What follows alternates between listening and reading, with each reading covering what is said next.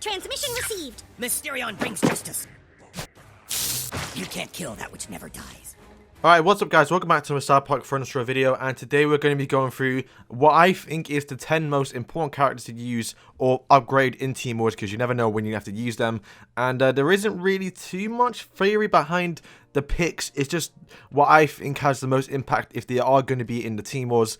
And then also, I did look back at like the past weeks, months even, of Team Wars to see who was picked, and I did notice some duplicates, so they tend to pop up more than others, or if not, they do get picked more than others because they're essentially a must pick. And there are some disclaimers. The first one is legendaries aren't really a pick in this option. The main reason why, because of course legendaries are important.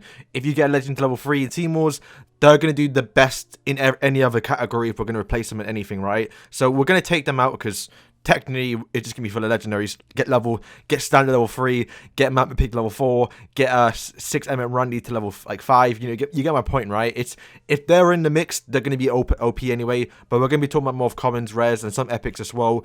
And then also, we're not including people that are typically used at low levels. So Dark Angel Red, yes, she's good at level 4, but technically she's used at level 1, level 2, level 3. The Bradleys, for example, typically they're not really upgraded. You kind of just use them for their abilities. Inuit Kenny, another good example, you never really upgrade him. It's just you keep him at level 1. So bear in mind, we're going into this, these are characters that are going to be essentially almost picked every single time, depending on the category that they're between. And then also the ones that are going to have the most value if you level them up. So yeah, let's get into it. Before we do start, there is no hidden Kenny in this video, mainly because well, it's going to be a bit awkward to edit in one. So we're going to continue that when we do the video tomorrow. But then also as well, there is a giveaway. So if you want to get in on the giveaway, just comment down below with who you think's more important. And then also as well with your in-game name, so we can actually give you the reward. And also the free epics of your choice. And then, yeah, I guess you can win the on-screen rewards too. The main thing, probably the cash and then the free epics of your choice. But yeah, make sure you put your in-game name, because if you do get picked and you don't have your in-game name, it's going to be a bit unfortunate. So yeah, let's jump in. Okay, so going in, I think we should start by setting some ground rules. Team Wars is a bit different to normal PvP, mainly because your new kid is set at level 14, so you're not going to be doing too much damage towards the exact damage-wise. And then also, depending on what you do in the strategy to upgrade the cards, some cards are going to be higher level than others. Some will just be, kind of lower level and are going to get kind of evened out, right? So when we're picking these characters, typically you want to upgrade these the most, but you'll get my point when we go on. So I think the first and I guess the 10th most important character upgrade, I would say, is probably Canadian Ike. Being a bit biased here because he is one of my favorite cards, but every time I use him, since I do have my level 6, the fact that if you don't actually have an answer towards him, he can kill every single assassin, because most assassins aren't leveled up at least to level 5 epics. Normally they stop at level 4. So level 6 Ike, level 5 Ike, I think, will still kill any epic. So he always wins in that regard. And then if he does get hit, he can heal it back up. Typically, people are pushing with like a strong tank, and then this guy can just feed up his actual health. And if he gets like 2 or 3 abilities off, he's gonna do so much damage. He's gonna stay alive. And bear in mind too, his main weakness is probably the fact that when he does take the bar, he takes a lot of damage because he can't heal it all back. But then because the new kid is set at level 14, he ends up surviving even at level 5. It's quite insane how much value this guy has. And once he pops off, once he heals like 3 or 4 times, he essentially becomes almost unkillable. And a lot of times, I think even in Team Wars, I've seen them use Unholy Combustion on him, mainly because, yeah, if he gets going, you've kind of screwed. Next on the list, we have, I think, one of 2 commons on the list. No, 3, I think. We have Super Craig. Now, Super Craig is probably one of the best fighters to use in Team Wars, since typically they kind of organize the deck towards have assassins and other fighters too. And the fact that Super Craig, once again, things are typically lower level than usual, and you can just pretty much, punch him from really far. You can almost, I believe, almost one-bang most assassins, depending on what the level is, of course. Most assassins are kind of low level, so he will just one-bang him, pretty much almost kill him. Plus fighters, it kind of takes them a while to get towards Craig, because he's knocking him back too. People kind of defend with tanks, and he can sometimes punch past tanks as well. I believe if you get to level 5, getting like 2 hits off on the new kid will pretty much take the bar. And typically a strategy to use is to put someone in front of the new kid to stop some damage. But then once again, because he was AoE sort of a range ability, he can actually hit past that and get the new kid. So getting this guy is going to be pretty good. And especially, I think most of the time when you do include him, he does actually have a they do, I think, include underpants nubs for some reason. They typically include swarm units. They're almost in every deck.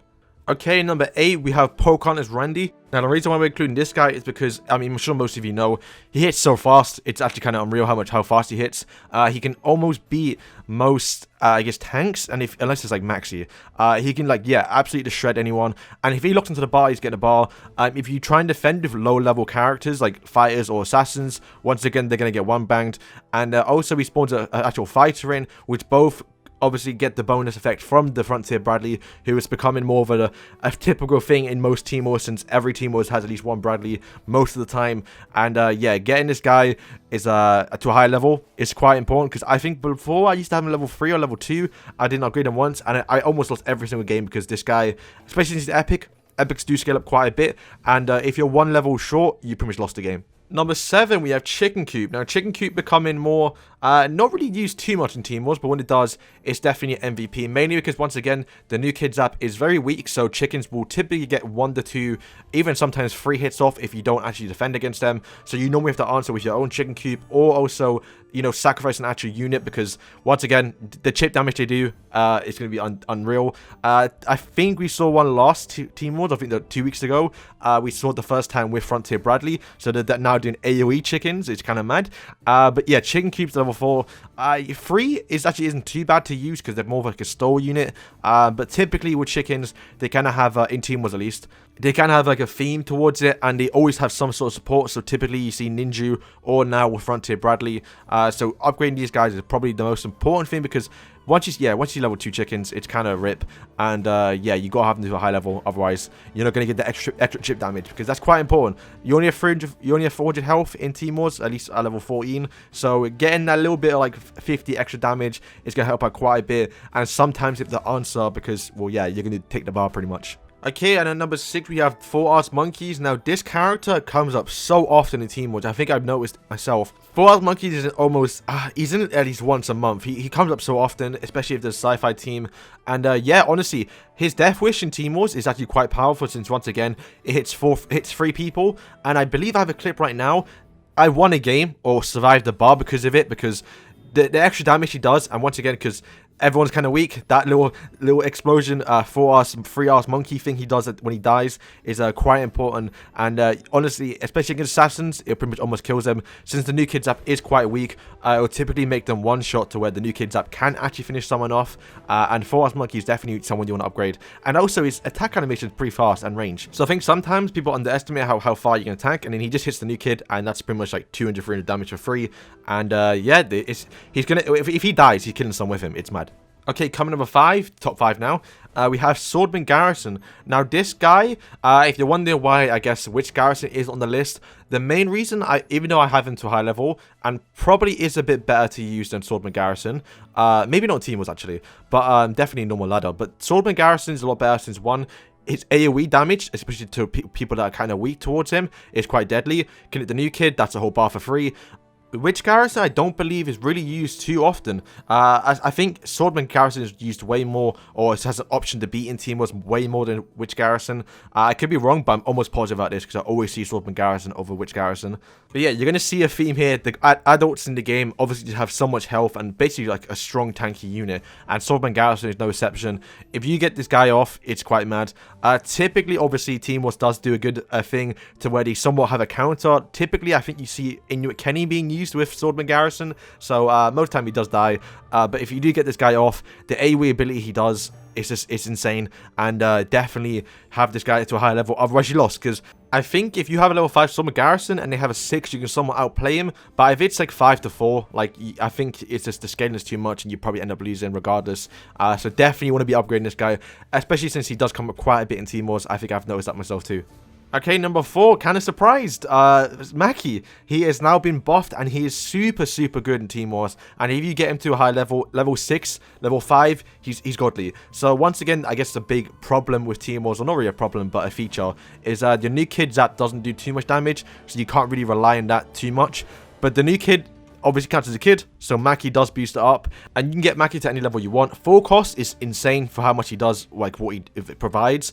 And bear in mind as well, most of the cards in the game are kids, so you're getting extra damage overall, and a good stall unit, good damage to prevent most things in the game, like any doggies, most things, right? Like getting that extra like 60 damage or like 50-ish damage on a zap is mad, and you definitely have this guy leveled up because his actual passive, or I guess his ability, does scale up, and if you're defending it with like a level 5 and he's defending level 6, you've probably lost because the zap it's a bit much, especially if you're fighting your side.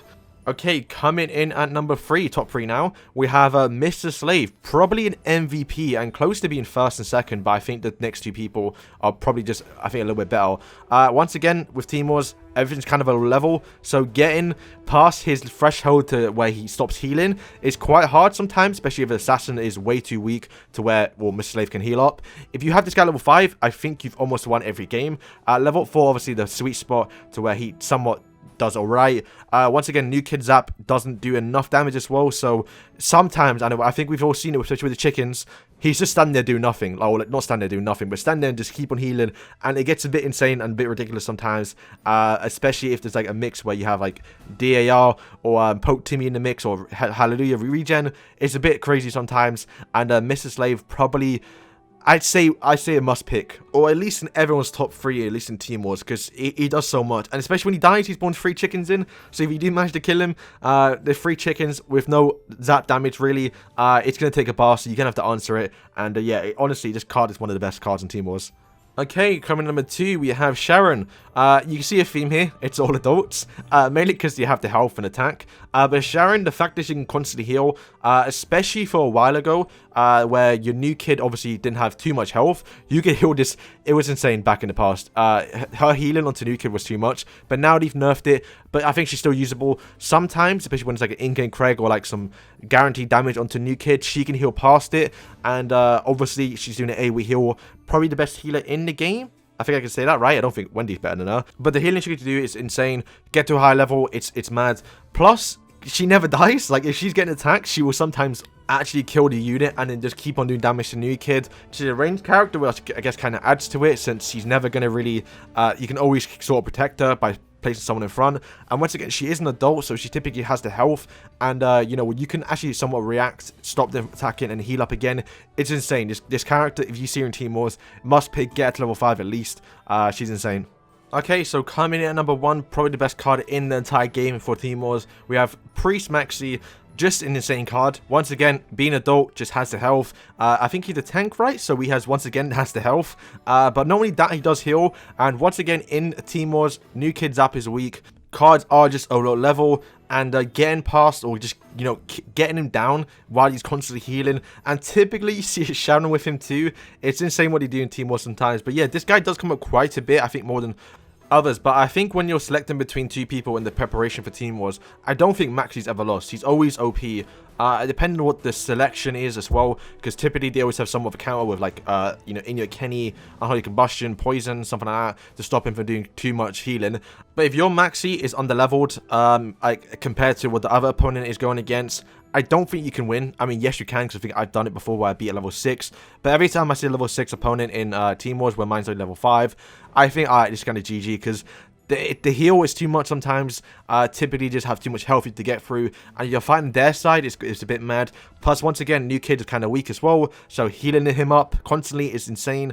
And yeah, honestly, Maxi probably been a must use, and you can see that with number 1 and 2, the fact the 2 best characters to use are healers. It's just insane what they can do. Both do damage, tank, and also heal the new kid. Is insane. But yeah, I think that's gonna wrap up today's video. So yeah, like I said, there's a giveaway, so comment down below with what you think the top 3 is, or whatever you think the favorite card or best card to use. Obviously, don't include legendaries, because technically Manbear picks like the best card to use, technically, right? But yeah, I hope you guys enjoyed the video. If you did, please subscribe, and yeah, peace.